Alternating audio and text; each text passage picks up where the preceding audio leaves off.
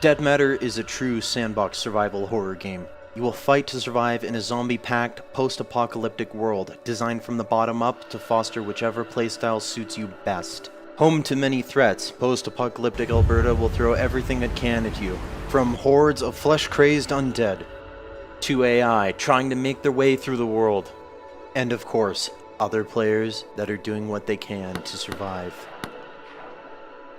Though above all else, mistakes are killer. Plan accordingly. Our massive world is based on Alberta, Canada, and it is designed to deliver an immersive world that is packed full of landmarks begging to be explored. We've developed a huge variety of procedural generation tools with artist control in mind. These tools allow our very small team of artists to deliver a large, detailed, and immersive world. All of the tools we are currently showing will be available to the modding community. In addition to procedural generation tools that we created, we also created a metagame system that helps us keep our massive 400 kilometers squared world fresh and interesting.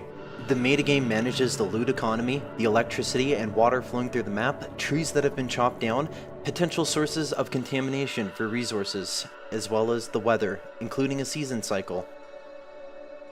AI and zombie movement are also tracked via the metagame and can trigger events, especially if there's a large group or horde present. These events can be interacted with and will result in potential rewards or penalties depending on your actions.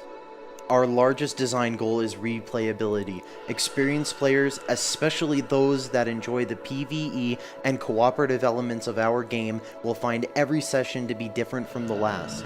This is important because we want to play our game too. There is also a variety of buildings that you can choose to reclaim in order to aid your long-term survival. This quiet, unassuming suburban home is our first example of a building that you can reclaim.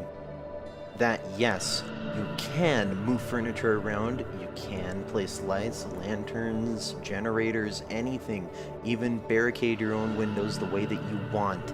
It is your house. Though, no matter where you decide to stay, you'll be responsible for getting the power back up, getting some water barrels, as well as maybe setting up some furniture.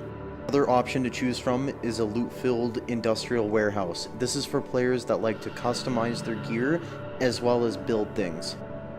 If you're more of a fan of driving things, then the gas station and auto repair shop is more for you. Like the vehicles you were looking at right now, all weapons in our game are customizable. Currently we have over 50 unique melee weapons and counting in our game. This does not include any reskins or lazy edits of existing models. Every weapon will also be modifiable. The baseball bat and the machete are the best examples of where we would like to take this concept.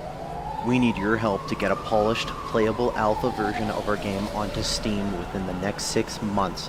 We will need to be able to hire essential personnel to work full-time until we hit our planned release date, and with your help, we can make it happen. Please check out our backer rewards, as we have plenty of options available, such as a park bench, a road, or even an entire town being named after you for your contribution. All backers will also receive a mention in the game credits.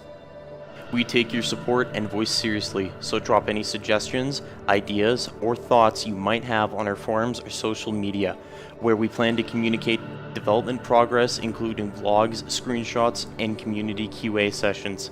Help us help you answer the age-old question of what would I do in a zombie apocalypse?